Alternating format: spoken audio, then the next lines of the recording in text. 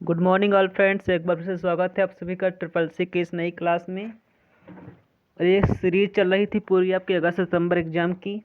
Triple C के अगस्त सितंबर exam से related पूरी सीरीज चल रही थी। उसकी क्लास नंबर 26 है ये। उसके क्लास नंबर 26 यानी इससे पहले हमने 25 क्लासेज आपको जो है करा दी हैं। 25 क्लासेज जो है करा दी, बहुत इंपॉर्टेंट क्लासेज हैं। अगर आपने नहीं देखे ज़रूर देख लीजिएगा और आप एग्ज़ाम से पहले ज़रूर देखिएगा उन क्लासेस को। अगर आज आपका शुरू हो रहा है एग्ज़ाम ट्रिपल सी का शायद, तो उसके लिए बहुत इंपॉर्टेंट क्लासेस हैं। 26 के 26 क्लासेस बहुत इंपॉर्टेंट हैं। जो है इसमें हमने आपको प्रीवियस ईयर क्वेश्चंस कराए हैं, यानी PYQ क्वेश्चन जो आपको रोज़ डेली कराते हैं। रोज़ सुबह 7 बजे की क्लास होती है, 7-5 बजे रोज़ क्लास स्टार्ट हो जाती है। हमारे चैनल पर ज्वाइन कर लीजिए, चैनल को सब्सक्राइब कर लीजिए और PDF के लिए हमारा टेलीग्राम चैनल ज्वाइन कर लीजिए, लिंक डिस्क्रिप्शन बॉक्स में मिल जाएगी। तो दोस्तों चलिए स्टार्ट कर लेते हैं आज की ये क्लास। वीडियो को कर दीजिएगा लाइक और चैनल को कर लीजिएगा सब्सक्राइब। तो दोस्तों पहला क्वेश्चन आपकी स्क्रीन पर दिख रहा होगा, ALU को विस्तार में क्या कहते हैं। ये ALU को विस्तार में क्या कहते हैं। Option number A application logic unit, option number B array logic unit, option number C arithmetic logic unit, option number D है इन ऑफ यानी इनमें से कुछ भी नहीं। दोस्तों ये मैंने क्वेश्चन आपको कितनी बार करा दिया है ये मुझे भी नहीं पता है, इसलिए ये क्वेश्चन आपसे गलत नहीं होना चाहिए। बहुत इंपॉर्टेंट क्वेश्चन से लगभग हर बार एग्जाम में पूछ भी लिया जाता है, तो ध्यान से आप लोग राइट आंसर देने का प्रयास करिए। चैट बॉक्स में आप लोग लिखते रहिए कि इसका जो राइट आंसर क्या बनेगा।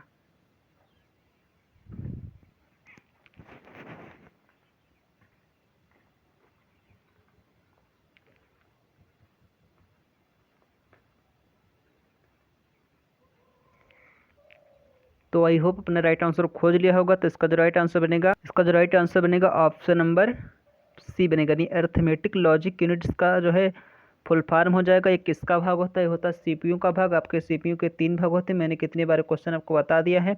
एक होता है ALU, एक होता है CU, एक होता है MAU। ALU का फुल फॉर्म आपने पता कर लिया, अरिथमेटिक लॉजिक यूनिट। जबकि आपका जो CU का फुल फॉर्म होता है, यानी जो आपके CU का फुल फॉर्म होता है वो होता है कंट्रोल यूनिट। जबकि MAU का फुल फॉर्म होता है मेमोरी यूनिट। मेमोरी को कंट्रोल करता है। तो ये बात आपको ध्यान रखना है, बहुत इंपॉर्टेंट क्वेश्चन था। आप question number A option number C सही हो जाएगा।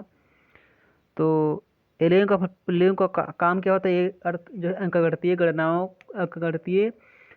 को जो है करता है। ये बात आपको ध्यान रखना है, गणितीय गणनाओं को करता है। तो क्वेश्चन नंबर 2 कंप्यूटर का आउटपुट यूनिट है, यानी कंप्यूटर का आउटपुट इकाई क्या है, यानी आउटपुट की सबसे छोटी इकाई क्या है, आपसे पूछा गया है कंप्यूटर की इकाई क्या है। तो इकाई आपको बताना है, आउटपुट इकाई, वो भी कंप्यूटर की आउटपुट यूनिट क्या है। आउटपुट यूनिट पे गौर देना है। ऑप्शन नंबर है प्रिंटर, ऑप्शन नंबर B है मॉनिटर, ऑप्शन नंबर C है माउस, ऑप्शन नंबर D है A एंड B दोनों। तो आपका राइट आंसर क्या होना चाहिए। पीडीएफ डाउनलोड करने के लिए टेलीग्राम चैनल ज्वाइन कर सकते हो, लिंक डिस्क्रिप्शन बॉक्स में है। और आप सभी लोग वीडियो को लाइक ज़रूर कर दीजिएगा। आप सभी लोग वीडियो को लाइक कर दीजिएगा। तो फटाफट राइट आंसर चैट बॉक्स में लिखिए। प्रिंटर आपका आउटपुट डिवाइस है, मॉनिटर आपका आउटपुट डिवाइस है, क्योंकि माउस जो है आपका इनपुट डिवाइस है। ये बात आपको ध्यान रखना, माउस इनपुट डिवाइस है। तो यहाँ पर जो आपका राइट आंसर बनेगा ऑप्शन नंबर B बनेगा। मॉनिटर जो होता है वो आपका मुख्य रूप से आउटपुट यूनिट होती है, जबकि प्रिंटर भी आपका आउटपुट ही है, लेकिन आउटपुट यूनिट मुख्य रूप से वो नहीं माने जाते। ऑप्शन नंबर B पे आपको ध्यान देना है। तो क्वेश्चन नंबर 3, ईमेल पते में ISP पते के साथ उपयोगकर्ता नाम को अलग करने के लिए उपयोग किए जाने वाला प्रतीक है। यानी जो ईमेल पता जो आपका होता है उसमें क्या होता है, उसके 2 भाग होते हैं। एक होता है यूजर नेम, एक होता है डोमेन नेम। एक होता है यूजर नेम, एक होता है डोमेन नेम। बीच में क्या कौन सा सिंबल अलग करता है, @ यही तो आपसे पूछा गया है। सिंपल सा क्वेश्चन है, वही होता है, लेकिन घुमा कर आपसे पूछ लिया जाता है। अगर सिंपल भाषा में पूछ लिया जाता तो आप बता सकते थे शायद, लेकिन अगर थोड़ा जो लैंग्वेज चेंज कर दिया तो आपके लिए थोड़ा कठिन हो गया। तो वही तो है ISP बोले तो इंटरनेट सर्विस प्रोवाइडर, ISP बोले तो इंटरनेट सर्विस प्रोवाइडर, वही तो आपको होता है डोमेन नेम। तो डोमेन नेम को कौन अलग करता है ईमेल पते में, ISP पते के साथ उपयोगकर्ता के नाम को कौन अलग करता है, @ सिंबल। नहीं, ऑप्शन नंबर D सही हो जाएगा। जो इस तरह का सिंबल होता है इसे @ कहते हैं, बात आपको ध्यान रखना है। ऑप्शन नंबर डी को करेक्ट कर देना है। तो क्वेश्चन नंबर 4 है, निम्नलिखित में से कौन सी इनपुट डिवाइस नहीं है, यानी इनपुट डिवाइस नहीं है, माउस है, माइक्रोफोन है या फिर स्कैनर है। तो वो या फिर उपरोक्त में से कोई नहीं, ऑप्शन नंबर डी पे देख लीजिएगा, ऑप्शन नंबर डी भी इसमें आपको दिया गया है, यानी इनपुट डिवाइस नहीं है। तो इनपुट डिवाइस कौन सी डिवाइस होती है, जिन्हें आप वर्क देते हो, जिन्हें आप जिनसे आप इनपुट दे सकते हो किसी भी चीज़ को, उसे इनपुट डिवाइस कहते हैं। तो इनपुट डिवाइस कौन सी चीज़ नहीं है, आपसे पूछा गया इनमें से तीनों में से कौन सी जो है इनपुट डिवाइस नहीं है। तो सबसे पहले माउस को देखो, माउस बहुत इंपॉर्टेंट डिवाइस है, भी ये इनपुट डिवाइस है, ये बात आपको तो पता ही होगी कि माउस एक जो है इनपुट डिवाइस है। जबकि जो है आपका माइक्रोफोन है भी आपकी इनपुट डिवाइस है, ये भी, यानी ये भी इनपुट डिवाइस है। जबकि स्कैनर बोले तो, जबकि बात अगर स्कैनर की करते, स्कैनर भी आपका जो है इनपुट डिवाइस ही है। तो इसमें से आपका राइट आंसर क्या होगा, ऑप्शन नंबर डी, यानी उपरोक्त में से कोई भी इनपुट डिवाइस नहीं है। तो ये सभी इनपुट डिवाइस हैं, तो वह ऑप्शन नंबर डी सही हो जाएगा, उपरोक्त में से कोई नहीं।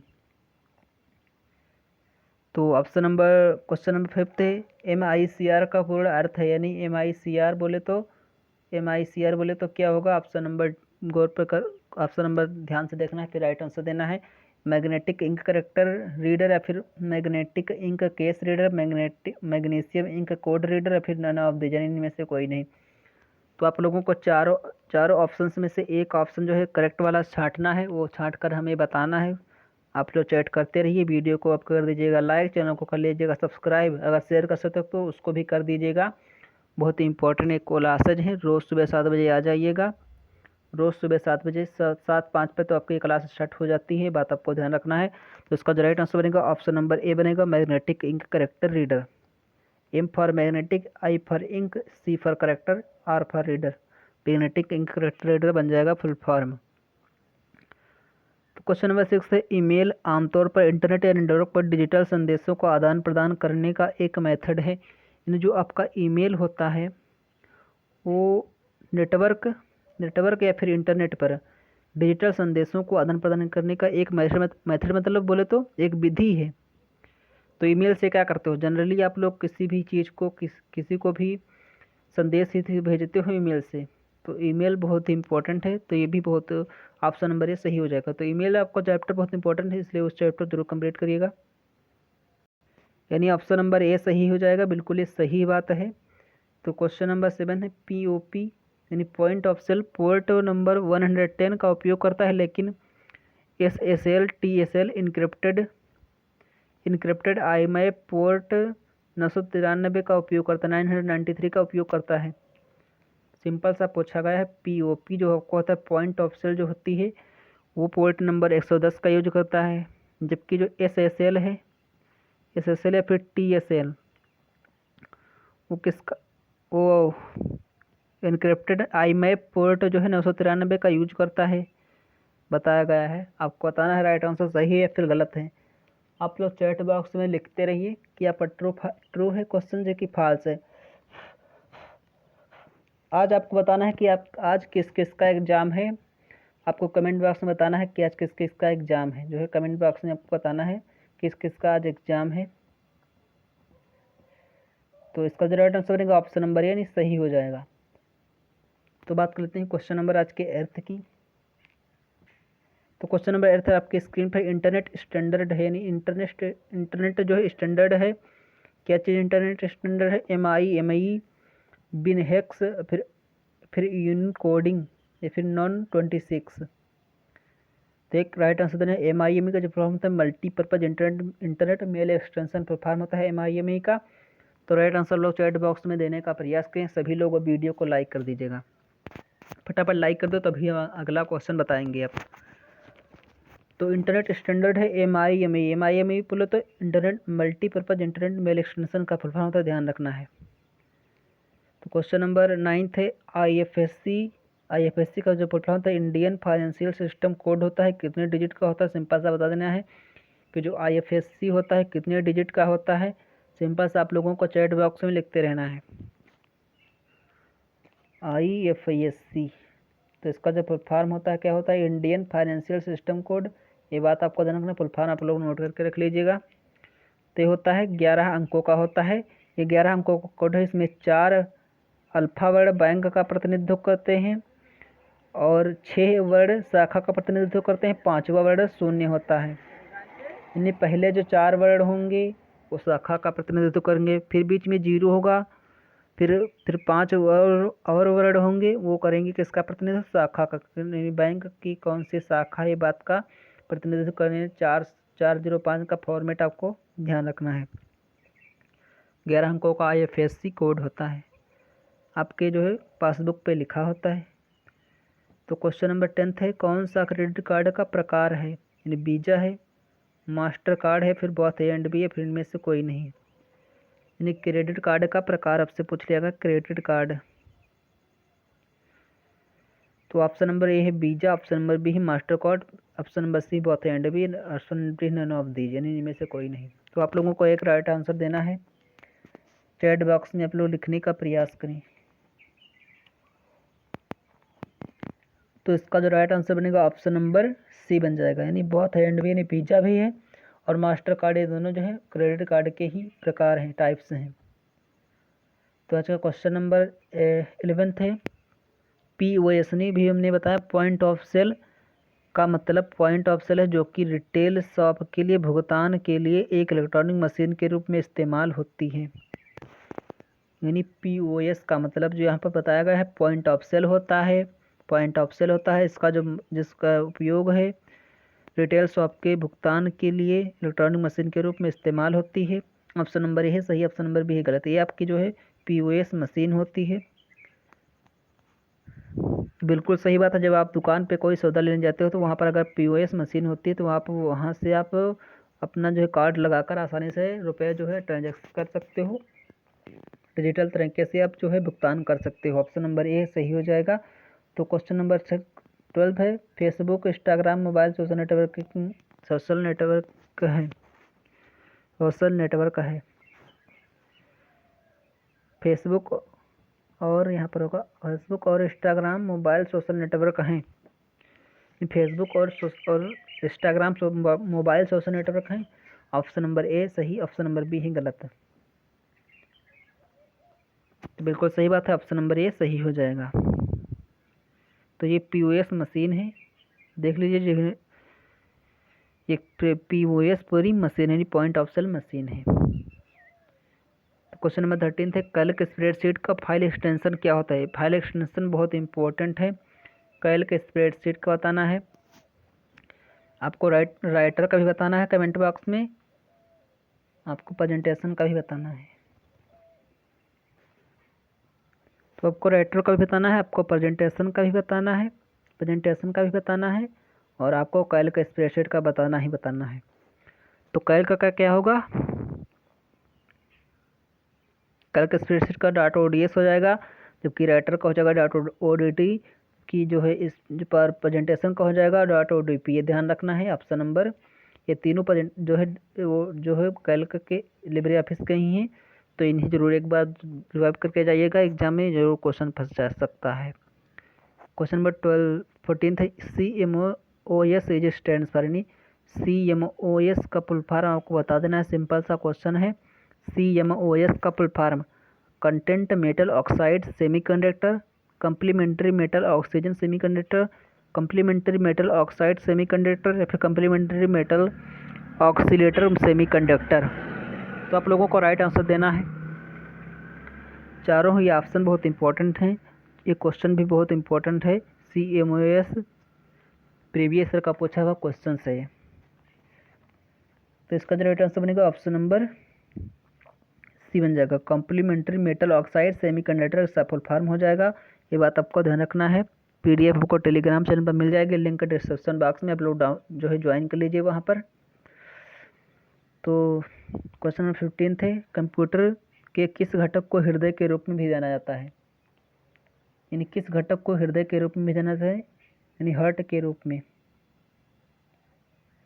मॉनिटर को, स्कैनर को, कीबोर्ड को, फिर माइक्रो प्रोसेसर को। तो चैट बॉक्स में आप लोग लिखिए। यानी किस घटक को हृदय के रूप में जाना जाता है कंप्यूटर की। तो इसका राइट आंसर बनेगा, क्या बनेगा, option number D, micro processor जो होता है इसे कंप्यूटर के हृदय के रूप में जाना जाता है। तो क्वेश्चन नंबर 16 थे, सभी प्रकार के आए हुए ईमेल आउटबॉक्स फोल्डर में स्टोर होते हैं। इन जो आपके मोबाइल फ़ोन में जो ईमेल आते हैं, जो आपके पास ईमेल आते हैं वो कहाँ पर स्टोर होते हैं, आउटबॉक्स फोल्डर में। आउट जो है वो आउटबॉक्स एक जो फोल्डर होता है वहाँ पर स्टोर हो जाते हैं। बताना है आपको राइट आंसर सही है या फिर गलत है। तो ये बिल्कुल गलत बात है, आउटबॉक्स में स्टोर नहीं होते हैं। तो फिर कहाँ स्टोर होते हैं, वो इनबॉक्स में स्टोर होते हैं। ऑप्शन नंबर ये बी गलत हो जाएगा, यानी गलत हो गया है क्वेश्चन। अवांछित और अनसॉलिसिटेड मेल को स्पैम कहते हैं। अनसॉलिसिटेड मेल को ईमेल कहते हैं, स्पैम मेल कहते हैं। तो ऑप्शन नंबर ए सही, ऑप्शन नंबर बी ही गलत है। तो इसका राइट आंसर आप लोगों को देना है, अवांछित और अनसॉलिसिटेड इस मेल को स्पैम मेल कहते हैं। ये भी बिल्कुल सही है।